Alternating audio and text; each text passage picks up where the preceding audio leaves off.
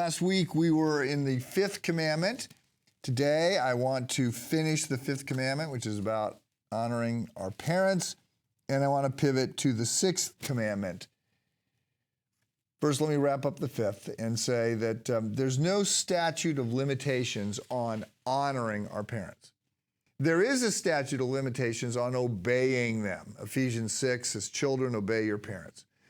Okay, I just want to say, we want to create a society in which seniors are honored. But there is a time in which when adults need to pivot in their relationship with their parents, and obeying them is not the operative word. And obeying them, of course, is always obeying them in the Lord. There's always a sense in obeying them in things that are okay, not obeying them in things that would be known sin. So this is a little bit more complicated today because so many people are living longer. It's a little more complicated today because in many cases people have had children later in life, and so they are finding themselves squeezed, the sandwich generation. They are in heavy child caring mode at a moment when their parents are starting to need more time and attention. It's harder because people have moved away, and so you often are trying to care for parents who don't live, within 5-hour drive. It's also harder today to some extent because we live in a culture that celebrates youth. But this is not honoring your parents is not a conditional command. The Hebrew term honor sometimes means to weigh heavy, to put your finger on the scale and say this person has more gravitas. I am to defer to them. And it doesn't say give them the honor that they're due. It doesn't say evaluate your parents and then treat them appropriately.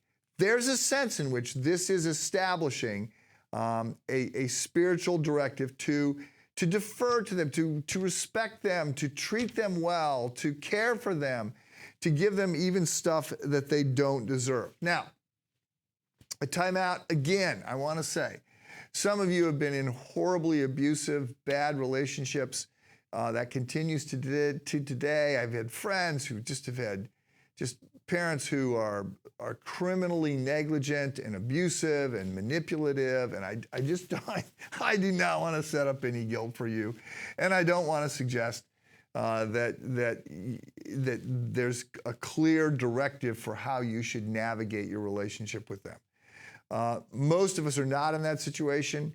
And so I want to say, find ways, whatever the next step might look like for your parents, whether you're a child, whether you're older, whether you're senior yourself, but your parents are still living.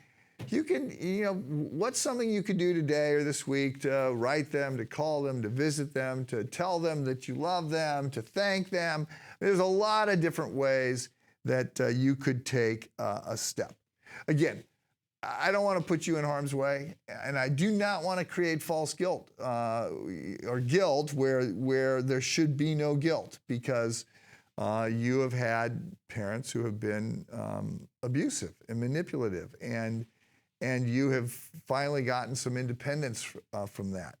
But I want to set the challenge in front of everybody to find whatever might be an appropriate next step. I'm not sure what it looks like for you, but I want to encourage you to consider that prayerfully today. And then I just want to pivot very briefly to set up the sixth commandment, which is don't murder. And this is one of the laws that almost every culture has on its books. In many cases, it's the first law on the books. And it's one that you're expecting. And honestly, I'm just here to say today that it's one that you think you're doing well at. Like you may think you're going to stand before God and go, okay, yeah, I broke most of the commandments, but not number 6. I didn't murder anybody. So look, I got bad news for you. This command it means a lot more than you think, and it's one in which we're not going to get off the hook. Have a good day.